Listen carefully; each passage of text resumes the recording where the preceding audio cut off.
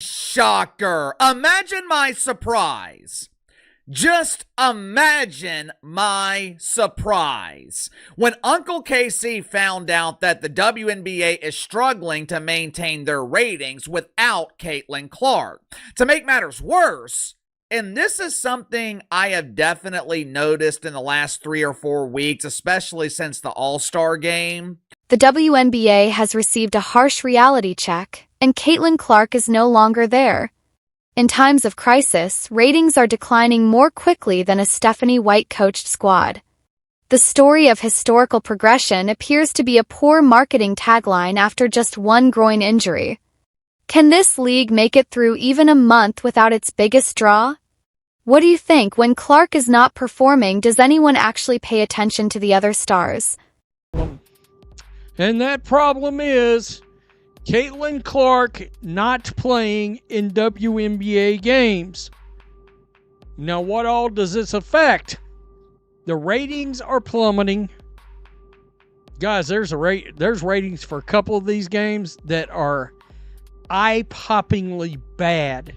We're talking about down in unrivaled territory. This is the setup then. This year, the league had a secret recipe for high TV ratings. Angel Reese versus Caitlin Clark. That's all. Their cash cow matchup was that one. Indiana Fever versus Chicago Sky.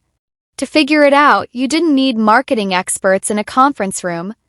Only 5 times in a single season do 2 of the most well-known names appear on the same court.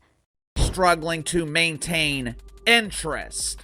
Now, in fairness to the dump, the ratings I'm about to share with you guys, they're not bad. Matter of fact, some of them are actually good, at least when compared to what this dump used to draw, which was nothing.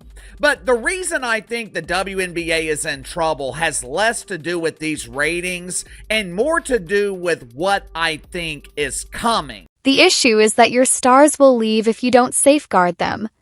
Due to a groin injury, Clark has been sidelined for a month and a day. Soft tissue, the kind that requires time to recover rather than being patched up and left in place. For the past week and a half, Rhee has been absent. Therefore, neither of the WNBA's golden ticket players were present on the court during this past Saturday's so-called Golden Game. Oh yeah, the outcome showed that these 2 teams had the lowest ratings since Caitlin Clark joined the league, low but not below average. Rock bottom. Even last year's numbers are beyond our comprehension. Low. Out of mind and out of sight. Since the figures convey the whole tale, let's go over them. First gathering of the year. Enormous. ABC had an average viewership of 2.7 million with a peak of 3.1 million. That is 115% higher than the ABC season average from the previous year. It had been the ideal storm. The infamous probe, Clark's foul controversy, her triple-double, and the destruction of the sky, that game was the catalyst. The second encounter was a step down but still strong. CBS primetime is at 8 p.m. One of the most watched WNBA regular season games since 2001 with 1.92 million viewers. It was the 8th largest in more over 2 decades at the time. Promise of having both stars on the floor, or at least its power, lies in that. The drop-off started to get ugly after the third meeting on ABC.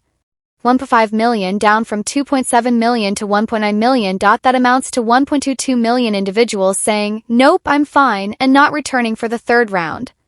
And keep in mind that I discussed this at the time. That game was the least watched Fever vs. Sky showdown since last year's 1.53 million, with an average of 1.5 million viewers. By the way, that's while Clark is still playing. Let's go on to this past Saturday. They failed to reach 1.4 million viewers despite having the same primetime schedule, network, and matchup. CBS try 1.3 million, which indicates that more than 500,000 people watched without the Clark pass. Thus, this headline clash dropped 1.4 million views between May 22nd and August 10th. Furthermore, that isn't a slight seasonal decline. In terms of TV, that is disastrous. That tendency is hated by networks. That is a tendency that advertisers detest. Kathy Angelbert detests that trend, I can assure you. Problem is that the Fever loses its national appeal without Clark. Fans aren't paying attention to Kelsey Mitchell's ISO performances. They won't change their plans for Lexi Hull's weekend. Additionally, they are definitely not observing the officiating circus that we see at every game. Regular season. And the craziest thing about this last groin injury with Caitlin Clark is how it's been covered. The day after she had the groin injury, she was listed as day-to-day. And then a couple weeks after that, then she was listed to being out indefinitely. Now, ESPN had August 12th as the circled return date for Caitlin Clark to get back onto the court. And just yesterday, she was listed as a game time decision for today's game against the Dallas Wings. And then after practice yesterday, Coach Stephanie White basically came out and said, like, no, Caitlin Clark hasn't even been practicing. So they changed it from a game time decision to her being out. What then occurs? The WNBA becomes frantic. Hey, Fever, can you tease a Caitlin Clark return? You begin to hear rumors. Simply hang it in front of the supporters. Please provide us with something to raise these figures again. So play straight out of the manual on PR desperation. Perform for the crowd without really giving plays. And to a certain degree, I get it. And I get it to a certain extent. The fans, the media does not need to know every little thing that's going on with Caitlin Clark's injuries, especially a star player like that. We will never know all the information, nor should we know all the information, and that's actually good for Caitlin. It protects her for when she does come back on the court. She can't be targeted. Teams can't use a certain injury or ailment against her if people don't really know what is going on. But the reporting of her timeline in general, there has been no rhyme or reason to what has been shared about it. To put her as a game time decision for today's game, and then Coach Stephanie White basically coming out and saying she has done no practicing with the team, that's crazy. And I brought it up in my video yesterday. Here's the catch, though. You shouldn't recover quickly from Clark's injury unless you want to run the risk of developing a persistent retar damage. Her back in the mix when all of these teams are at peak condition, and we already know what happens when Caitlin Clark gets back out on the court. Teams play defense on her differently. They play extra physical with her. There's all of these different factors that come into play. That's why I'm sort of leaning to the point of maybe Caitlin should be out for the rest of the season. Maybe this season is just done for her. Maybe it doesn't make sense for her to come back into the mix if the Fever aren't contenders. Are the Fever contenders at this point? I'm just not so sure. Do you risk another injury that can again compound and turn into something else down the line? Furthermore, you would think that a league that relies on her for this much of its TV relevance would genuinely defend her from the start. However, this is what occurs when you permit officiating that treats your biggest draw like a novice walk-on at an open gym, continual targeting, and inconsistent whistles. And don't believe that this simply applies to Fever games. Let's look at the figures for the games that don't feature Clark. 180,000 viewers on Sunday compared to Sunday. Mercury vs. Dream, 160,000. At least 300,000 NBA TV viewers would be expected if growth is as significant as the League and Players Association would have you think. At least 250,000. However, without the Caitlin Clark stimulus package, they aren't even reaching $200,000. This is essentially a stimulus package for the league as a whole. Numbers rise as Clark plays. Numbers crater is where Clark sits. Additionally, the WNBA has been depending so much on her that they appear vulnerable without her. Furthermore, the league wasn't blind to this development. From day one, there were warning indications. Your most valuable athlete in terms of ratings and marketability is receiving less calls than a telemarketer in airplane mode and taking more hits than the majority of NFL wide receivers. Landing space infractions are disregarded. Drivers ignore arm grabs. The rim has obvious hacks. Go ahead and play. Now consider if Paige Buers would still be playing today if Clark had the same whistle. Yes, I would say. There wouldn't be this August ratings death spiral, and the Fever would most likely be among the top 3 seeds. But we're here instead. It's possible that the bubble is popping.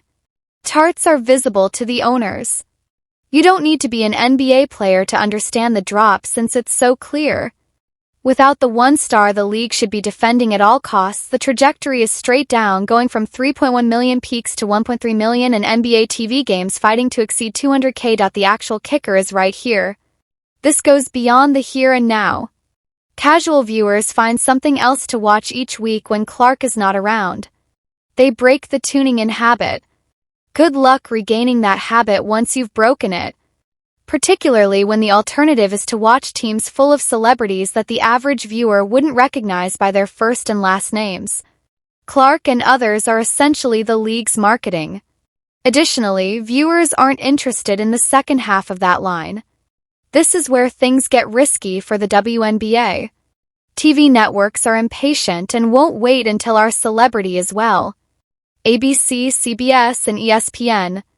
They pay for reliable figures that aren't just terrific while our top draw is running. They begin to reconsider how many games they want to commit to next year after witnessing 1 million or more viewers disappear the instant Clark isn't in uniform, because as a network executive, you are not investing in a product that will fail every time a player is late. You won't have any power in the next TV agreement if you do that, and it's not sustainable. The owners are aware of it. The league is aware of it. They're out here dangling phony game time decision updates to extract a brief ratings boost, rather than addressing the underlying issue and safeguarding the star who supports the entire enterprise. Let's be truthful. Everybody has seen this scam before. In sports, game time decisions usually indicate that they are not playing, although you might still purchase a ticket or watch in case. And it's effective maybe twice. Fans then pick up on it. They no longer trust you. And nothing lowers viewership more quickly than when fans believe you're just a publicity stunt. Not be thrown back into any mix if she doesn't have significant practices under her belt before she goes into game speed. You can try to simulate game speed as much as you want in practice. You will never be able to. Game speed is game speed. There's also a lot more adrenaline, all of these different things pumping when you're playing in front of a sold-out crowd that the Indiana Fever do every single night. If I'm their coach, she needs to practice for at minimum a week. At the minimum, she needs to be doing everything in practice for at least a week before you throw her back in the mix. Now you're going to throw her back in the mix when all of these teams are at peak condition. The WNBA's issue is that Caitlin Clark has been held responsible for nearly everything this season. Highlights, promotions, primetime spots, retail pushes, and what's left over once the hook has been removed. A number of teams that don't get as many spectators as certain state finals for high school boys basketball. That isn't even overstating things. There are games that break 250K on local streams. Next is growth, which is the league's favorite talking point. Oh, the expansion. All year long we've heard it, the biggest season ever. Smashing attendance records and selling out of products. Here is the reality though. Clark is removed, the growth will contract more quickly than a balloon exposed to the sun. When it's actually one player growth, it can't be referred to as league-wide growth. That would be like to claiming that basketball gained popularity thanks to the Bulls of the 1990s. No, Jordan increased basketball's appeal. Significant difference. This is what the WNBA is unwilling to discuss. The long-term harm. Suppose Clark is out for 2 more weeks. That's 2 more weeks of poor performance from prime-time games. That equates to 2 more weeks of casual viewers developing new routines, watching different sports, or avoiding basketball entirely. Do you believe they will all return as soon as she is cleared? Yes, some will, but a significant portion are permanently lost. And the playoffs? Oh, the playoffs will be fascinating, because what justification is there if Clark's return doesn't instantly boost numbers back to what they were in May? Well, we just need more time is not an acceptable response. No. If she has been the focus of the entire season's marketing, her return ought to be the ratings goldmine. If it isn't, that speaks something about the league's purported momentum. Let's not overlook the elephant in the room either. The officiating, the targeting, the defense, and the let's rough her up since the league won't stop us. This groin injury wasn't an isolated incident. After a minor bump, you don't limp around for weeks. You reach that point by maintaining continuous communication and avoiding the whistle that shields you from accumulated harm. Clark's absence from games would likely not even be a topic of discussion today if she had been officiated like a star from the start. She would be preparing for the upcoming appointment with Fever Sky. There would be more than 2 million viewers. And in front of every camera she could locate, Kathy Angelbert would be beaming. Rather, her product is losing viewers, and the media landscape is openly mocking the narrative of historic development. Additionally, it doesn't help that Angel Rhee isn't there. Although the league was fortunate that the rivalry between Clark and Rhee captivated spectators, neither player was shielded from the physical demands of the game. Now that both are out, the WNBA's premier game consists of just two mediocre teams without their best players, generating ratings that make network executives choose to call their golf buddies rather than watch the second half. That's a different matter entirely. Without Clark, the Fever are less competitive in addition to being less marketable. Defenses can focus on one or two alternatives without worrying about Clark pulling up from 28 feet. The attack is disorganized and the spacing is worse. Basketball isn't enjoyable for casual viewers like that. They aren't watching a fourth-quarter turnover frenzy or half-court sets that end in the corner. What is the solution, then? In the short term, you should take use of the potential return aspect for as long as you can without alienating your supporters. Make it seem like she's close. Have her sign autographs and smile at the courtside.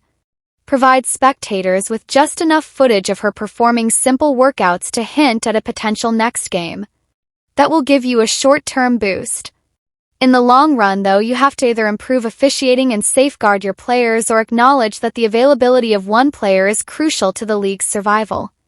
'Cause, let's face it, the historic development they keep praising is based on shaky groundwork. When the second Clark isn't available, ratings plummet. That isn't progress. Tendency is what that is. Additionally, a company that relies entirely on one asset is just one poor month away from going into panic mode. Look, the numbers are visible to the owners. The numbers are seen by the networks. The numbers are visible to the advertisers. You don't need to be an expert in basketball to understand that you have a bigger issue than just one injury if Clark's absence causes your biggest matchup to lose over 1 million viewers. You have a product that isn't self-sufficient. This is where the irony lies. The WNBA boasts a number of talented, marketable players who could garner greater recognition if the league properly advertised them. However, they are not given any attention. The marketing machine is not given to them.